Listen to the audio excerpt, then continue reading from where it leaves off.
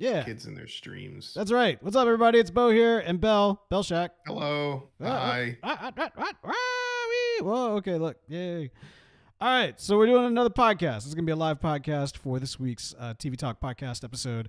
Thank you so much for tuning in. We are glad that you are here. We're going to be talking about this week's episode of The Flash. And then afterwards, Bill and I are going to do some recording for this week's Backcraft. Whee! Yay. I'm sneaking behind you. Sneaking behind You can't sneak behind justice. Oh, gosh. or my vengeance. I don't know. You are not Vengeance. You're Belshack. That's true. Vengeance looks like a bat. All right, shall we? Like a bat man? Oh, like a batty man. Heyo. All right, let's talk about this week's Flash. You ready for this? Let's do it. All right. Welcome to Flash TV Talk, the fan podcast dedicated to news, reviews, and more for the hit CW show, The Flash. I'm Bo. And I'm Bell. Bell! Man, how you doing tonight?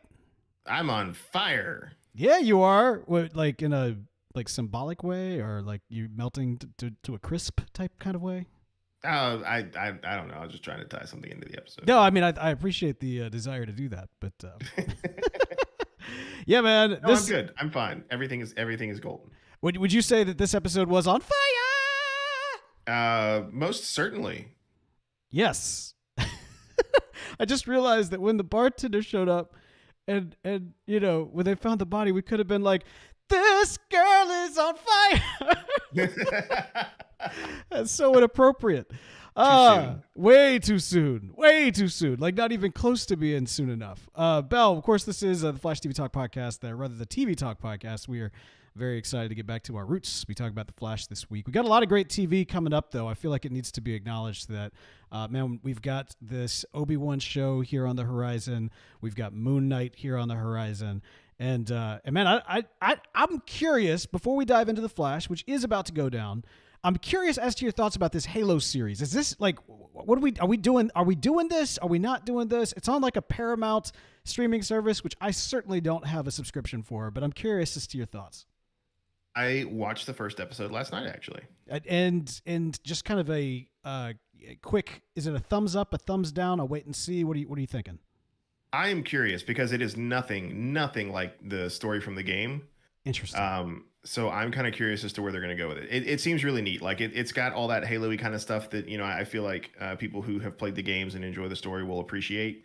But it is completely different than the video game story. Okay. All right. Well, I mean, like that's fine. I think I can go into it with an open mind. My whole thing though is like of the entire Halo franchise, my favorite character is Dr. Halsey. And so as long as they get Dr. Halsey right, I don't mind them changing up Master Chief. I actually, you know, I'm not that personally tied to his story one way or the other. But Halsey is like such a cool character, like one of my favorite characters in all of video games and sci-fi. And so as long as I get Halsey right, then I'm down. So maybe we'll be covering that in the future. Yeah, she's interesting. I honestly don't remember too much about her from like I read Halo Fall of Reach and played all the games and stuff, but she seems like an interesting character. Okay, cool. Well, like I said, we'll be looking at that in the future, but for now, man, we've got an episode of The Flash to dive into. Are you ready for it? Let's do it. All right, man, let's jump into the rundown. Episode 8 of Season 8, The Fire Next Time, directed by David McWhirter and story by Joshua V. Gilbert. Bell, what happened to this episode? Well, the recently paroled Jocko Birch is arrested for the incineration of O'Shaughnessy's manager, Stan Mullen, who he was arguing with the night prior.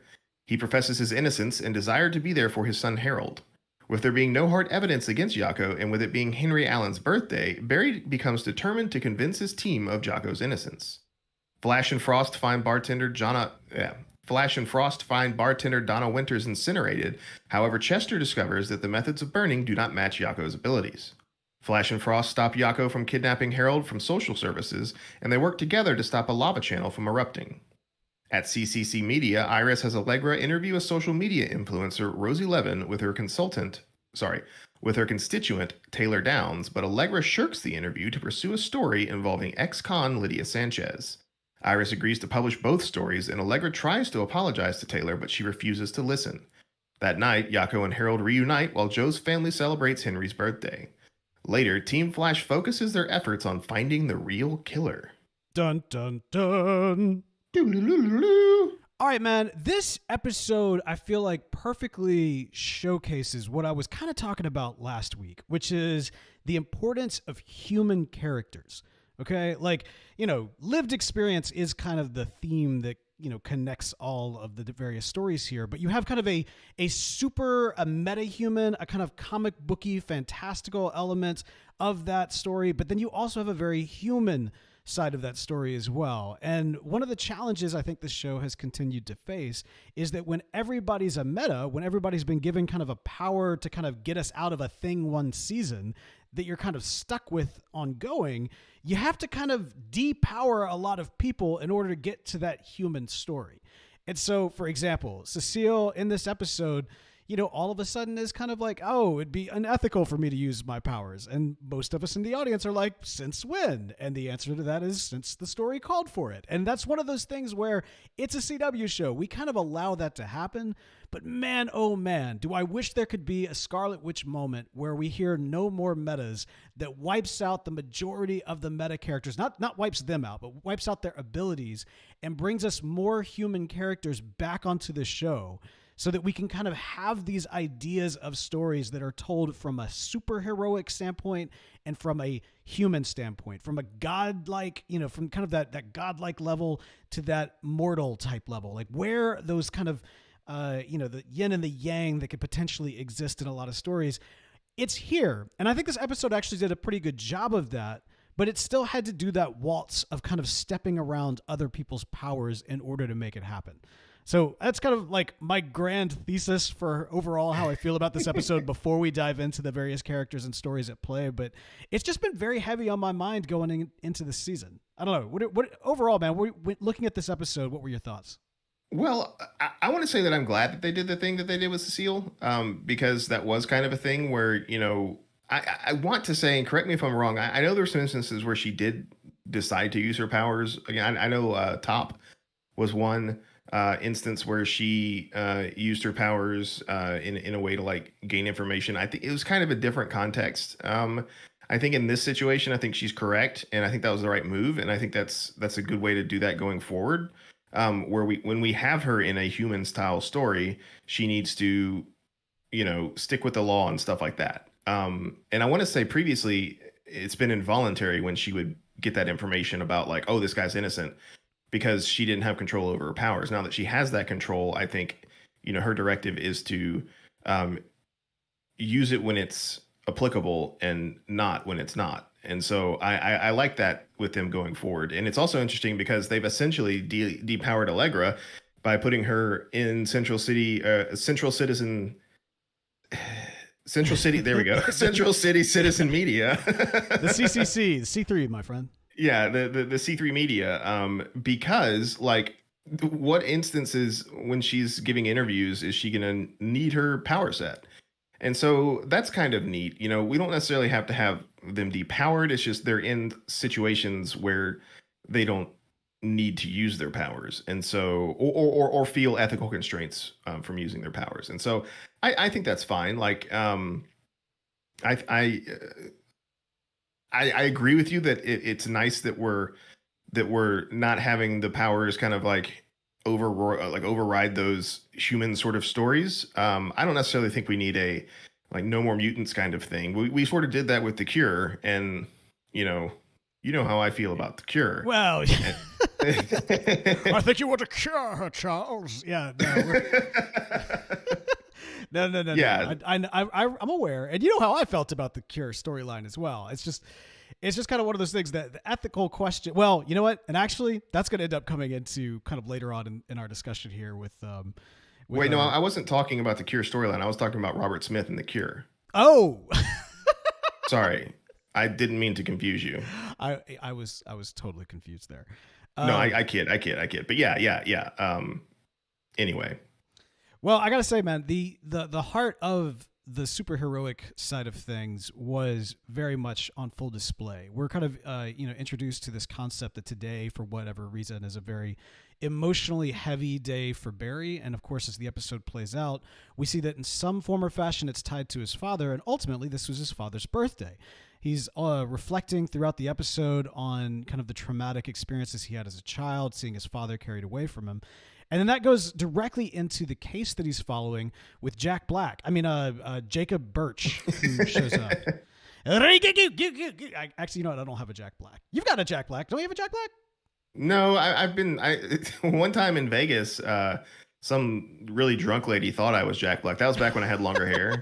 Right. And she was like, "Oh my God, Jack Black, can I have a picture?" I'm like, "Okay." And so, she took a picture, and I was like, "All right, should I feel bad about that? Like, is that an insult, or is that a man? Did I ever tell you about the time that I tried to get into a club in New York, trying to convince them I was Sean Astin?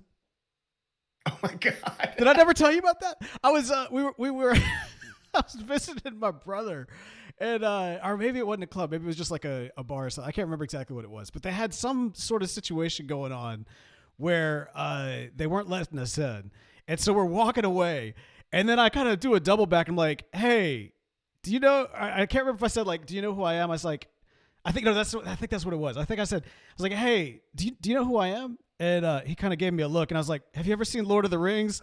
And the bouncer kind of gave me this, "Dude, shut up and get out of here" look. Yeah, it didn't work very well. Yeah, but I've been, people have mistaken me for Sean Astin before. I am a very short man. That is true.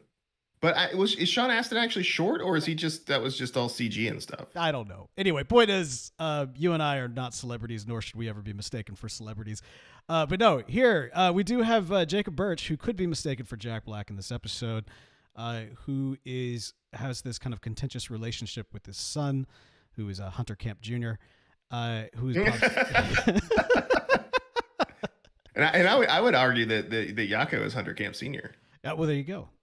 I mean, they both have cool jackets. Yeah, they both like music. They do. Yeah. Okay, so, and this is of course a return of a character that we've seen before. Okay, as well as a location that we've seen before in O'Shaganeezy. What's it called? O'Shaughnessy's. O'Shaughnessy's. I thought it was O'Shaganeezy's. Did you really? Yes. O'Shaughnessy's. Hey, that word is very, very difficult for a dyslexic to say. I can imagine. Throughout the episode, they do a really good job of pointing out, like, they kind of play a little bit with us as an audience, because we're meant to kind of see Yako is it Yako or Jaco? I mean, like, I'm pronouncing it Yako because of the famous bassist Jaco Pastorius, which is spelled the same way. I see. Okay, well, we're kind of led to believe early on that Birch is innocent, but then when we see him break out and go after, the manager, the girl that worked there, and then she shows up dead, it's kind of a twist. All of a sudden, it seems like, okay, well, maybe he actually might be the killer. I actually thought the way in which they toyed with us as an audience, and then also put this up against Barry's experience of seeing his father carted away on a crime he didn't commit, when all evidence, like, no rational person would look at the case and say that Henry Allen was innocent. There's just, because of what we knew at the time.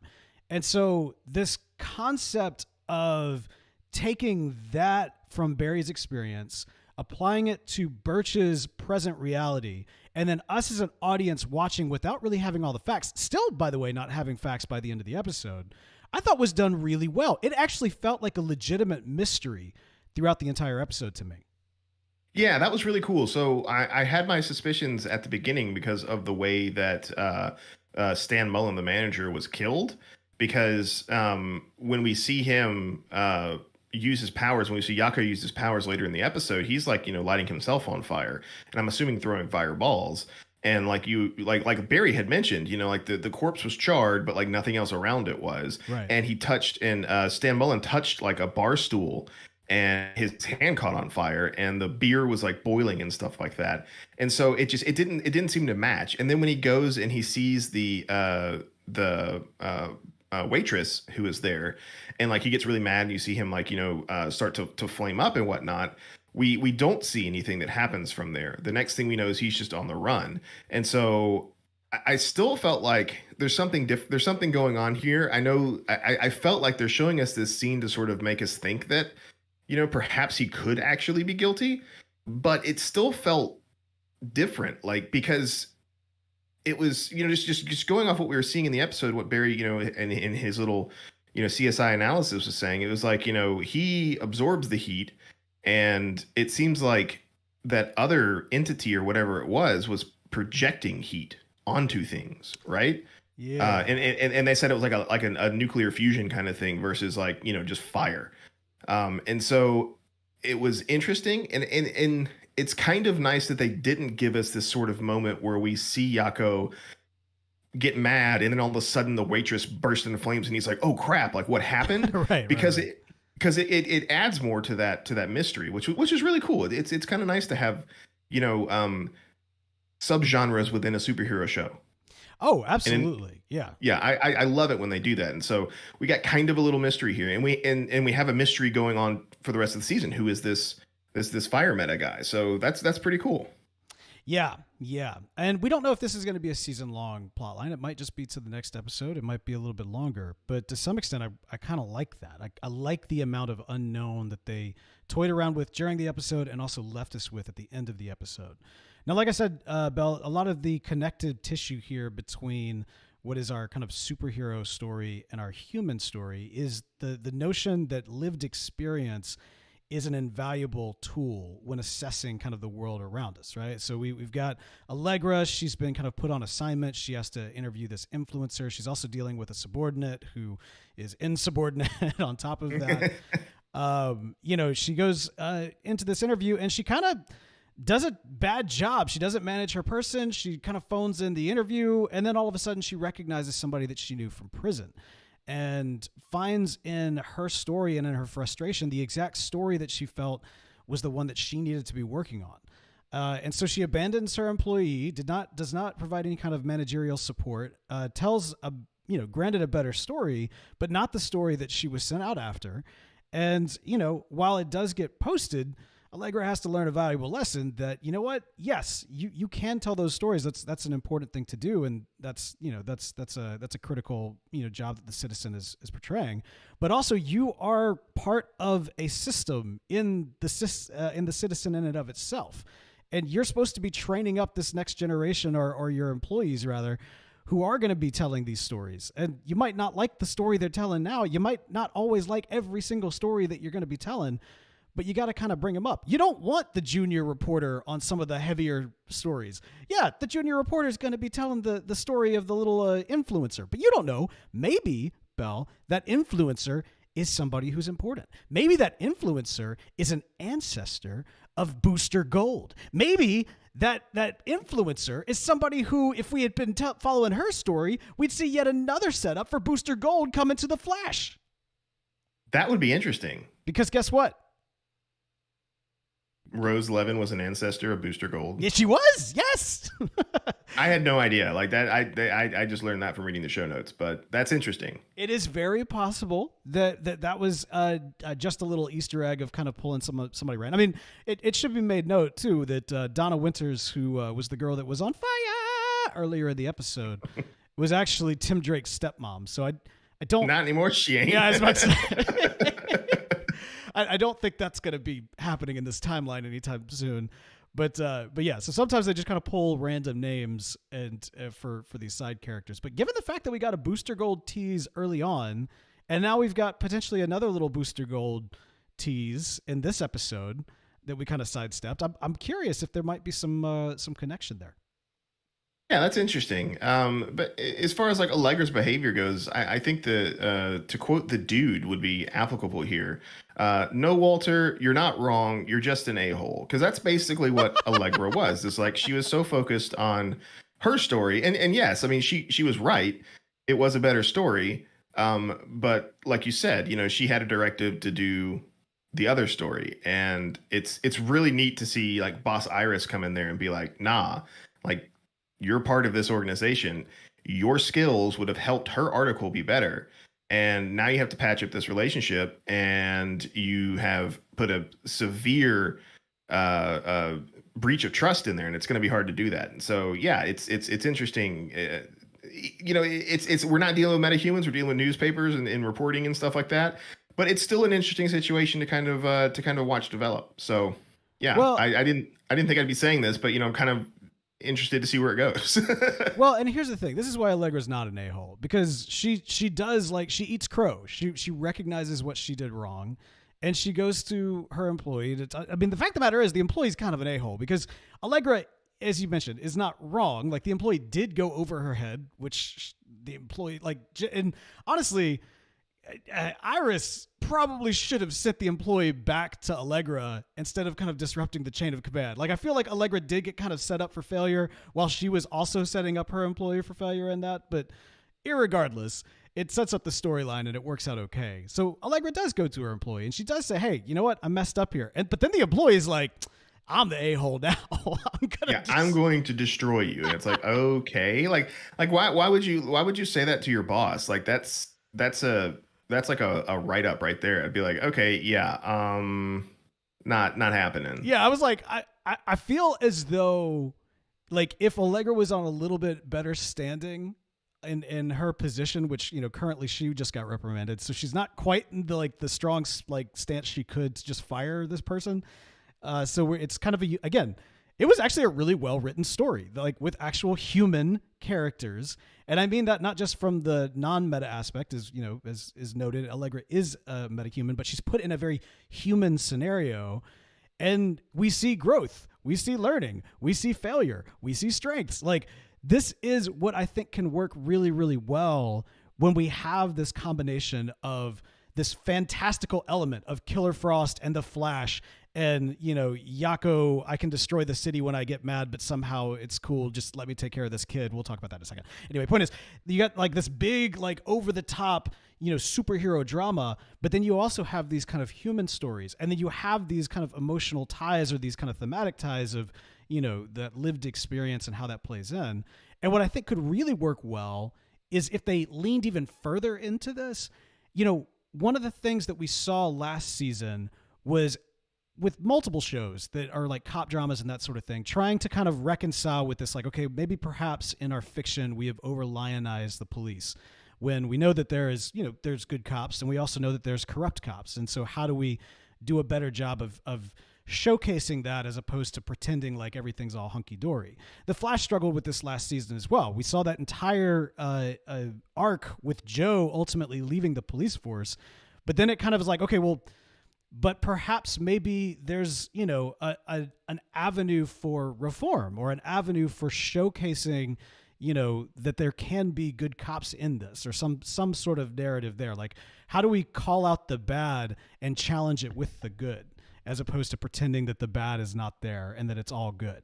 And so I think what we saw in this episode is recognizing kind of like the failures in the justice system, albeit in kind of, the DC Comics world and in the Arrowverse, but then also challenging that and looking further into it. How do we get, rather than like, oh, this person tried to destroy the city, but now they're working, like by the end of it, the Flash is like, I just talked to the mayor who's going to finance your soup kitchen project. It's like, okay, that's a little, okay.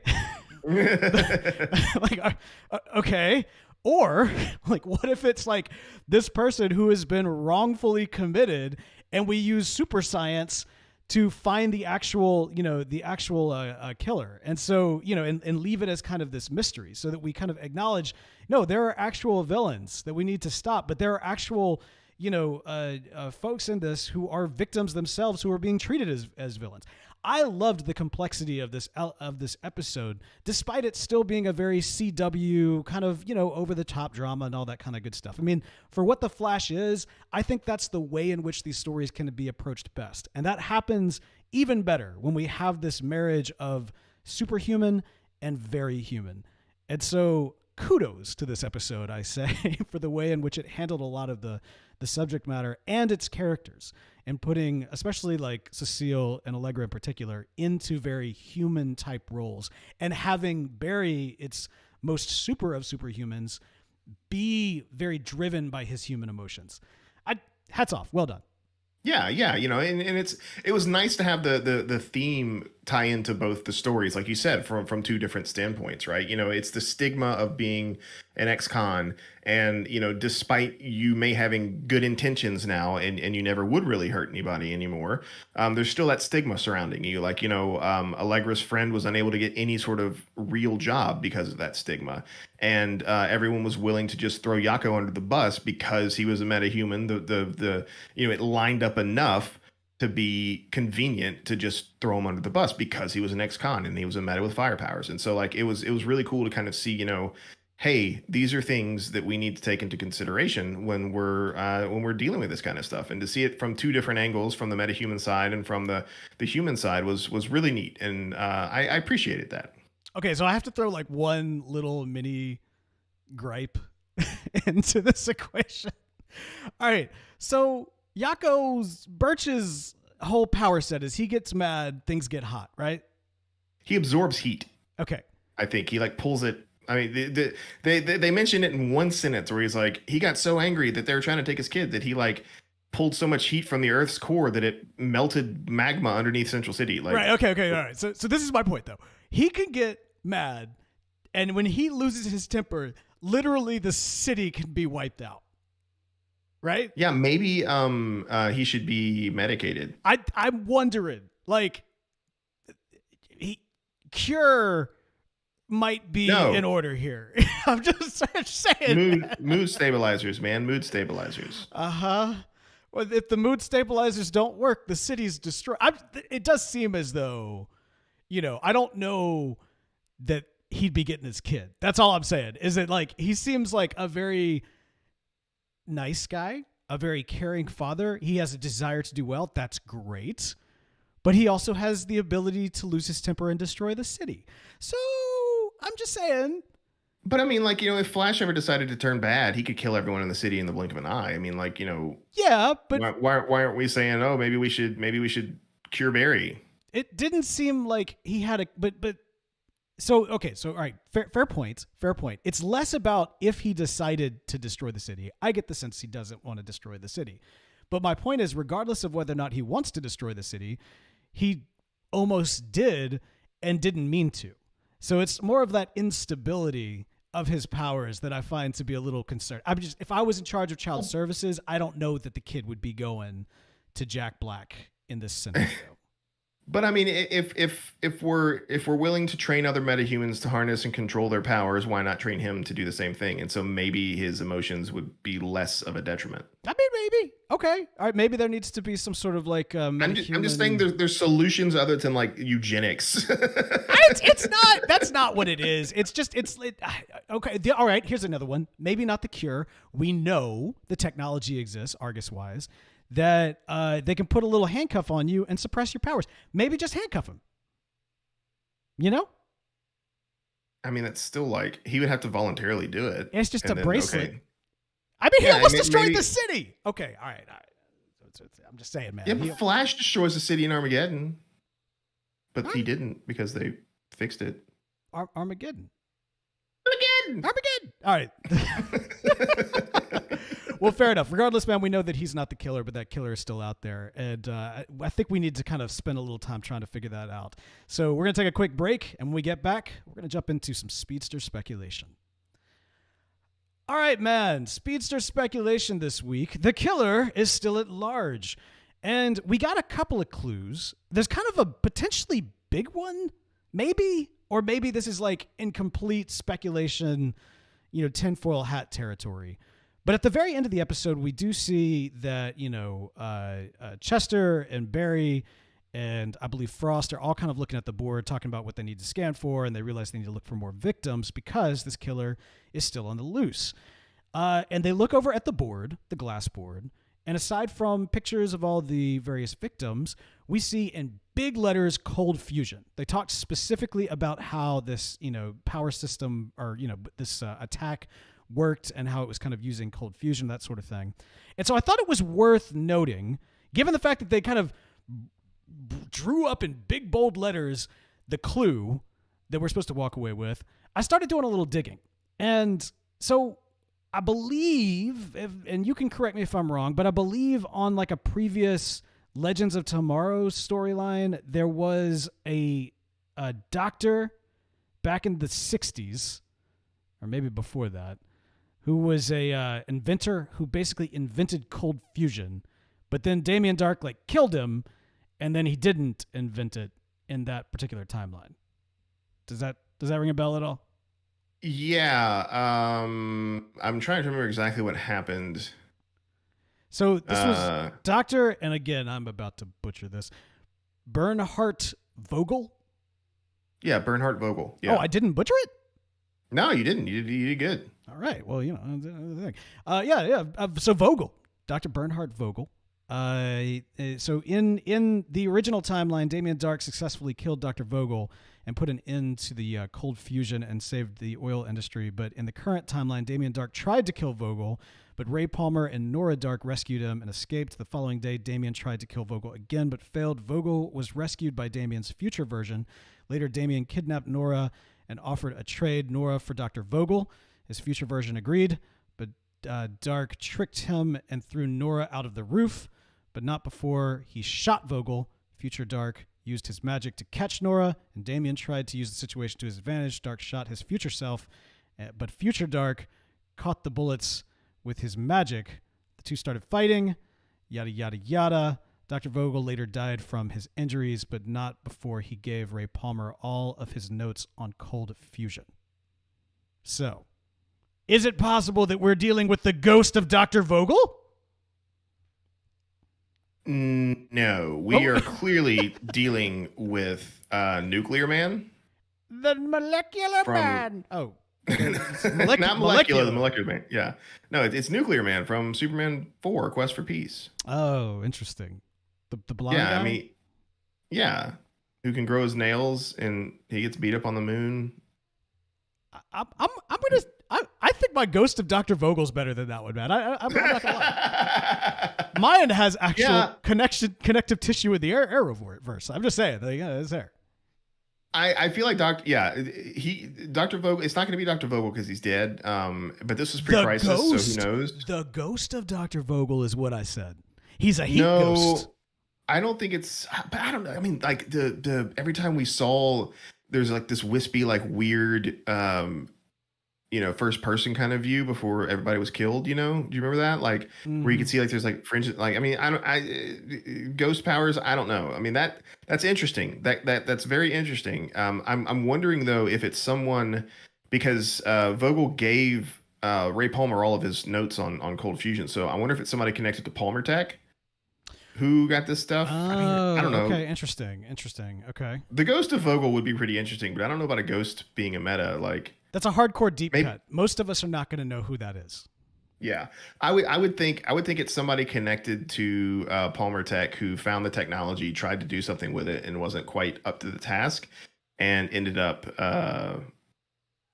doing something to make themselves this heat-based meta. Okay, so since we're dealing with kind of the nuclear and the fusion. There are some that are thinking maybe this could be Ronnie. No. Although that would be an interesting twist for Caitlyn's story with her new bow. Yeah.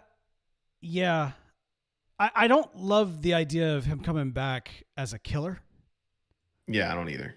I know that a lot of times we get that in, especially, CW-esque shows, is that they... a character dies and then, we haven't seen the actor in forever and it's getting near the end of the series. So they bring him back, but it's like a dark or a twisted version of him or something like that. What about Deathstorm? I mean, that has ties into like Blackest Night and there's nothing else tying us into Blackest Night. So, what would be that? All right. First of all, very cool concept. Very cool concept. But why? Like, are we going with more of a, Didn't they mention, I mean, like, all right, so it's been a while and this has been kind of the challenge of these longer breaks, but if I'm remembering correctly, did they say that this back half was going to have more of a horror element to it? Or was that last season? Or the season before that? I don't know. I don't recall hearing anything about that. I feel like there was something, but maybe that was the whole thing with blood. Anyway, I don't know. Anyway, yeah, that would be cool if they had Deathstorm, a version of Deathstorm show up. There was also kind of talk of, Scarlet Death, which I guess if they were going to bring Deathstorm up, if they had some form or fashion, or even the Black Flash, like you've got these horror versions of characters we know that there's some plenty sort of appearance. Yeah, and there's plenty of like dead metas to choose from. Like I think what we could be seeing here is something of a red herring, where we're thinking that the Heat meta is the main bad, but it's somebody else resurrecting dead metas and making them evil. Interesting. Or evil-er, I think Deathstorm would be an interesting aspect to go to that because of the Caitlyn side of it. I like that would be really interesting to me to see her reaction to someone who's truly not Ronnie, but looks like him and is undead and evil or something like that. So we're not trying to like redeem him or bring him back, but she has to, like, because the thing is, like, the whole premise around last episode was her unable to let anybody in because of her. She's still kind of hurting about Ronnie, and so this would allow her to bring closure to that. And fully let him go, right? But the only real kink in that idea is I don't know what kind of big bad you bring in to justify that and make it make sense. Yeah, that's interesting. I mean, like I really love the idea. I think that there's a lot of like larger concepts that are connected with that I really enjoy, and would be very cool. I just don't know. I don't know. I do. If it is going to be connected to Firestorm, I would want it to be Deathstorm. So I like your idea. Yeah. I like your idea better than I like my idea. I was just trying to mind the, it's like Cold Fusion. Yeah. It's got to mean something. It's right there on the board. Yeah. I mean, you're not wrong. And like there's definitely a pre-existing Arrowverse tie-in with that. Right.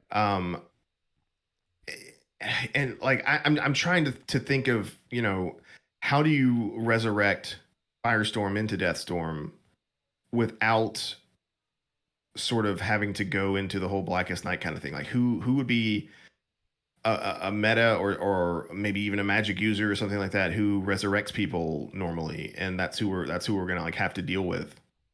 Yeah. I don't know. Yeah, but I think it'd be really, really cool for Caitlyn and her story.